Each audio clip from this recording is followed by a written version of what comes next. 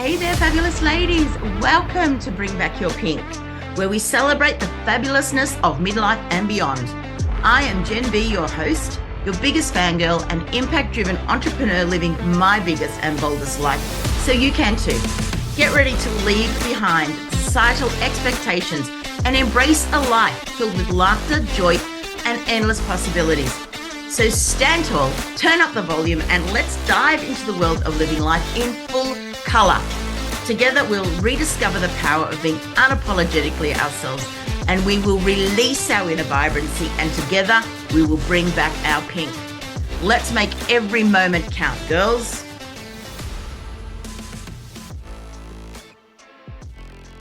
Hello, fabulous ladies. It's me, Jen.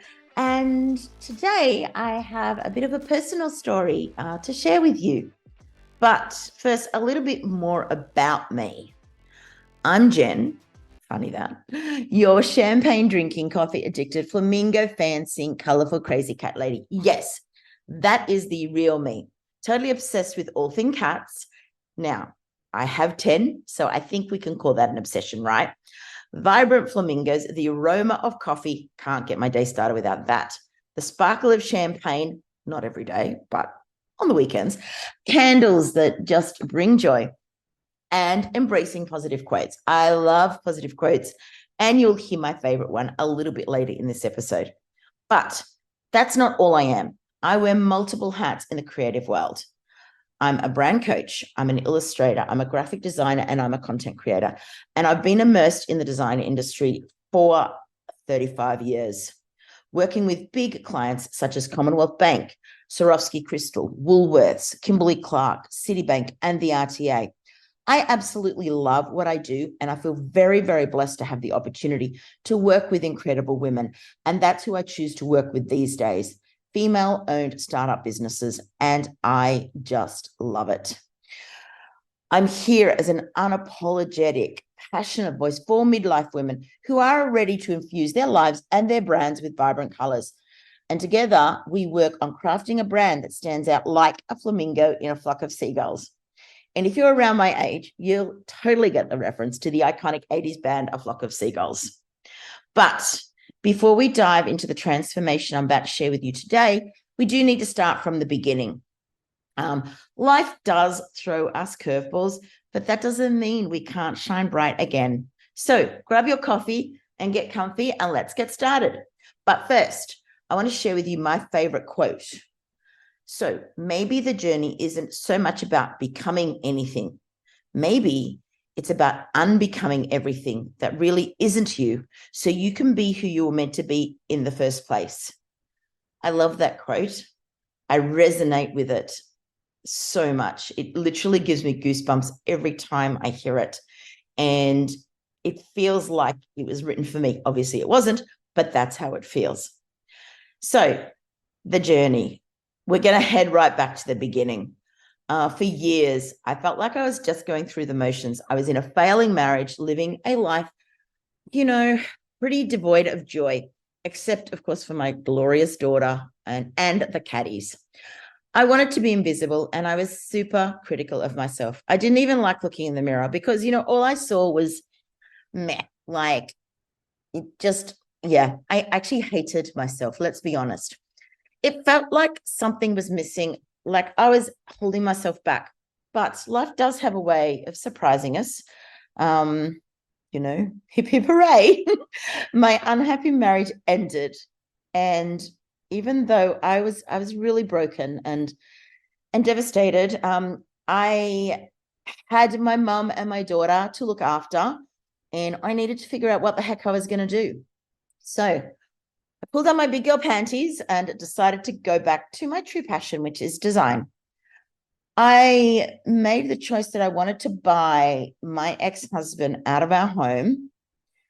And something I have discovered over the years is when I set my mind to something, nothing can stop me. So when I told him that I was going to buy him out, he was like, "You will never be able to do that." I'm like, "Baby, you just watch me." You don't say things like that to a Korean woman. We're pretty strong and we're super stubborn. So, if somebody says I can't do something, that's the immediate sign that I'm totally going to do that. So within 12 months, I'd not only bought him out, but I had also built up a successful business, and I had got the biggest mortgage my mortgage broker had ever got for a single woman. And you know what? That felt so good and empowering.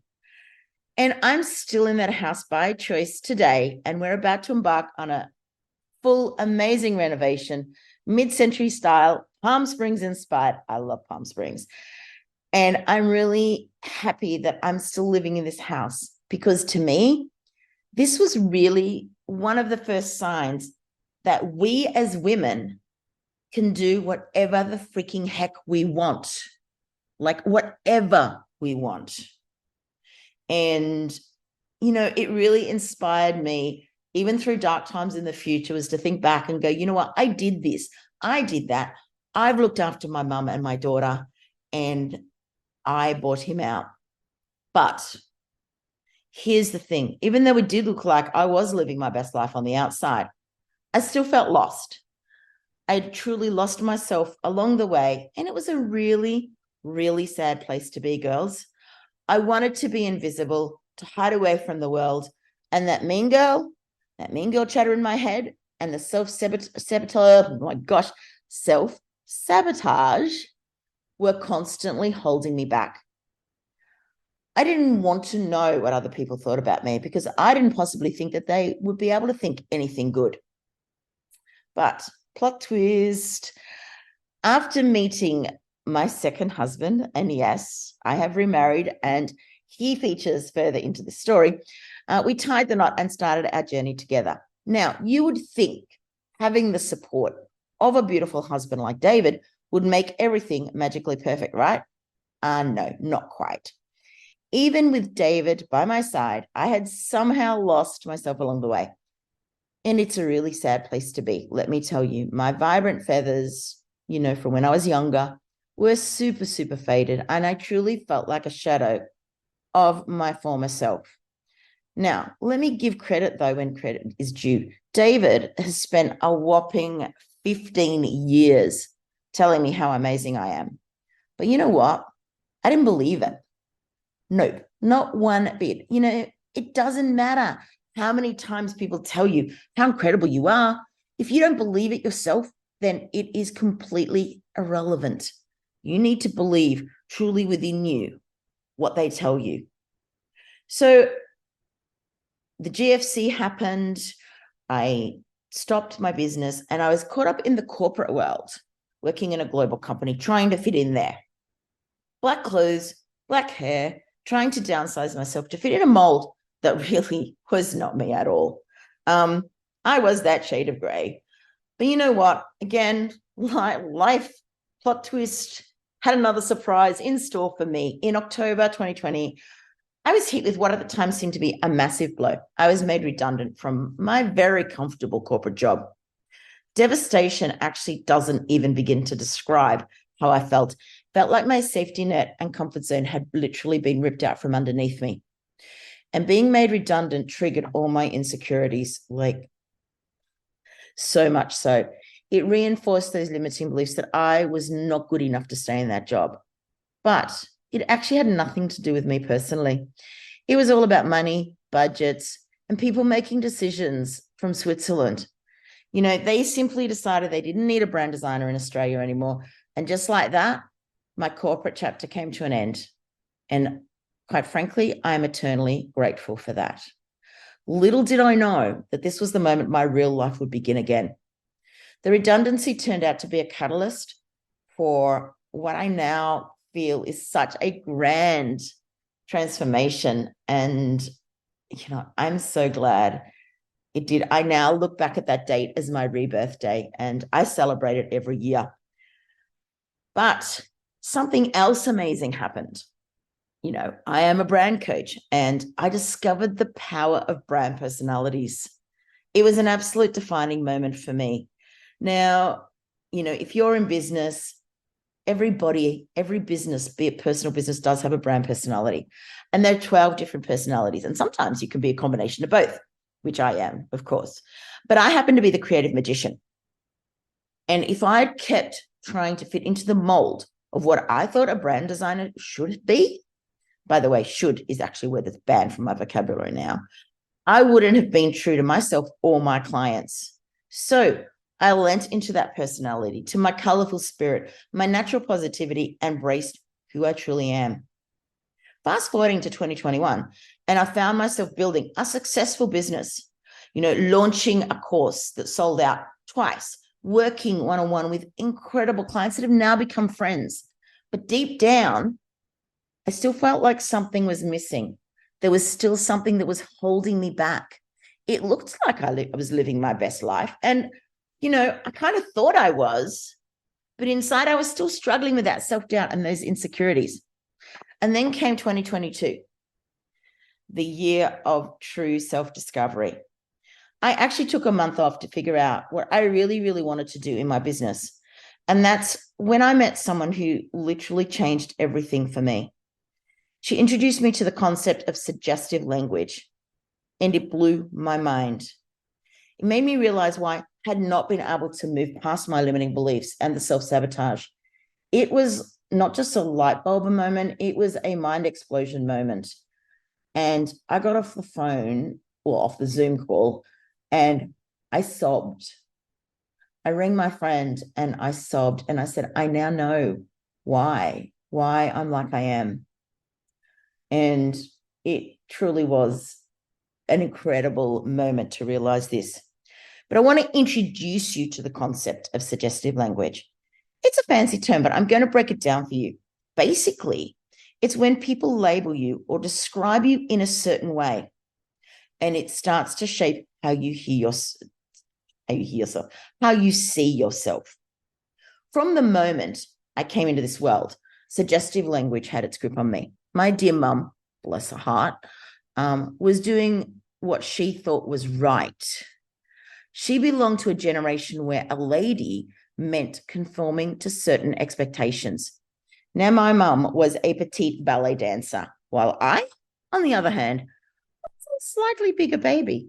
And when I say slightly bigger, I weighed in at a whopping 4.5 kilos. And when my mum left the hospital after having me, she was only 47 kilos. So you can see that's like 10% of her body weight. So I was a big baby. Mum would always say to me, Jen, you're so big. I don't know how I ever managed to have a baby, so big. The joke in the hospital was the little mother with the big baby. You're so big compared to me. I do know where I came from. I came from my nana. My nana was from a line of Scottish Highland women, and I am completely in that mold. But, in saying that, I do want to say that I don't feel any resentment or upset with my mum. She was trying to do what she thought was right. And there was a lot of positives in this as well. When she used to tell me that she would walk down the streets with me in the pram, and people would literally stop her in the streets because, I was such a beautiful baby. But we always hang on to the negatives.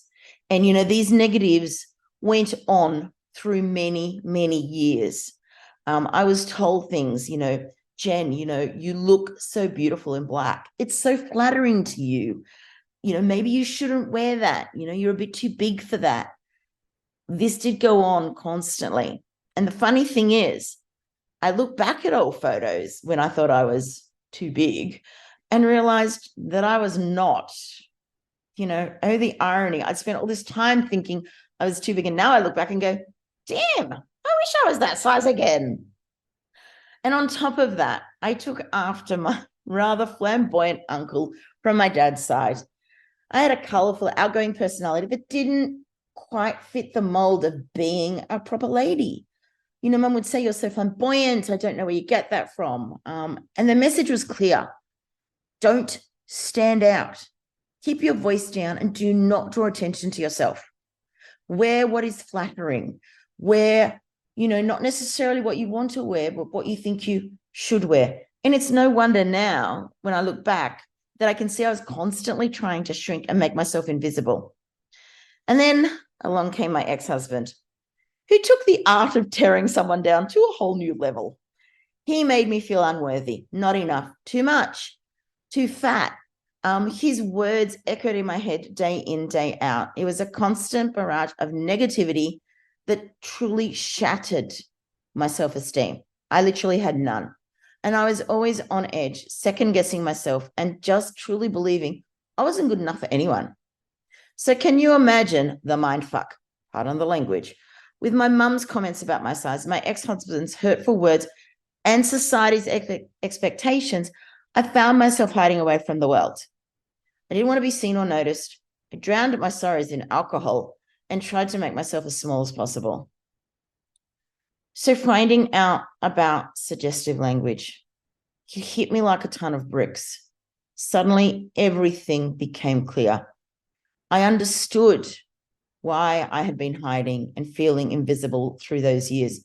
It was that true mind explosion.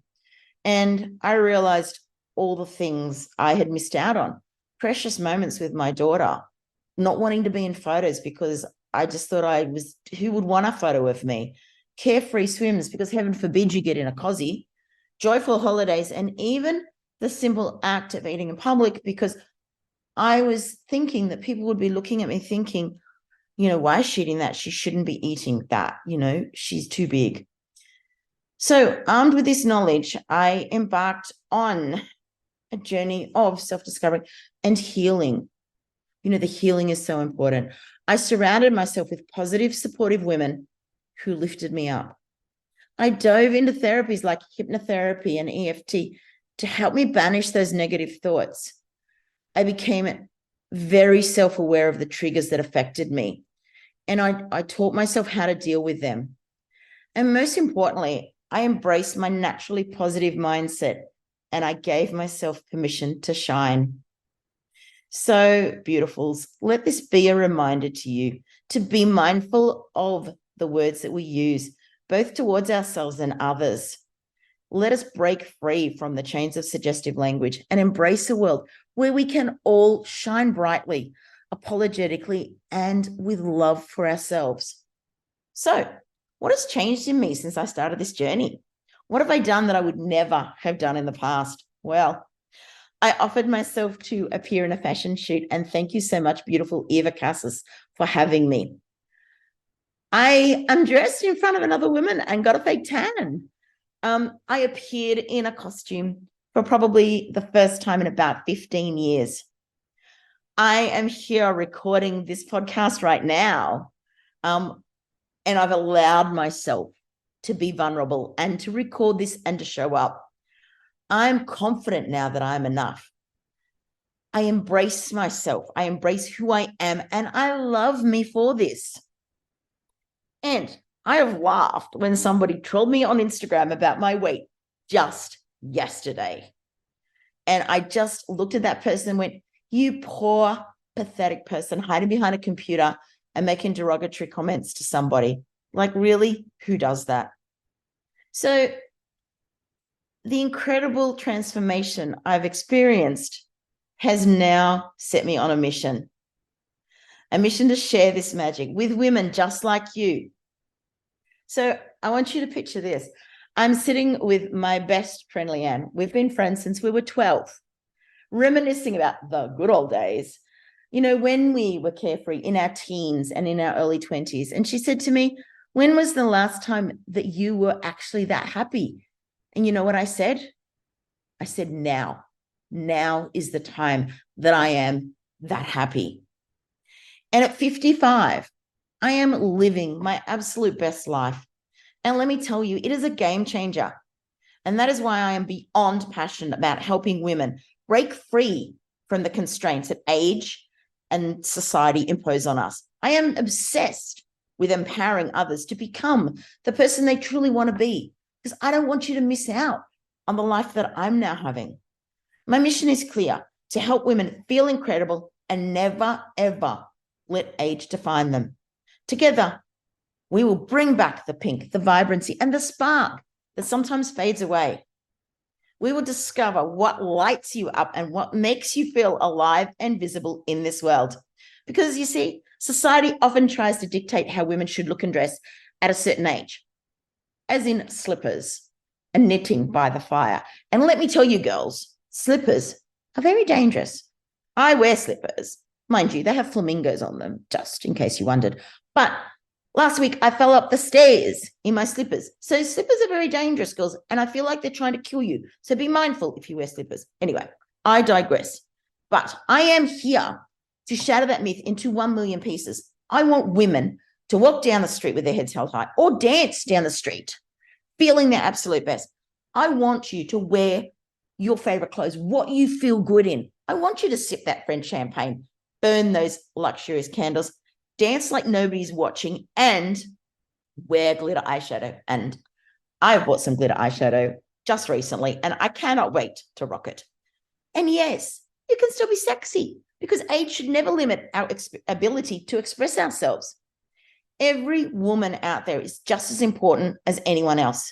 We all deserve to live our lives in full color and embrace the technicolor madness that awaits us. So let me be the flamingo in your life, reminding you, no matter what challenges you faced or how faded you feel, you have the power. You have the power to reclaim your vibrant hues, because life is too short to settle for a dull existence in black and white. So together, girls, let's paint the world with our unique shades, celebrating the beauty and the radiance that resides within all of us. If you've made it to the end, thank you so much for listening. I can't wait to hang with you in further episodes. I've got some amazing guests coming up, and I will see you later. Thank you for listening. Hey ladies, I created this podcast because I know we need more of it to help us bring back our pink and live our best lives. But guess what? We can't do this alone. So if you loved this episode, let's spread the word. Share it on your socials, send it to a friend, and don't forget to write us a review. By doing this, you become part of the movement to bring back your pink and inspire others to do the same. I'm incredibly grateful to have you in my world as we live life in full color and become our authentic selves. Together, we're unstoppable. Let's keep rocking and bringing back the pink.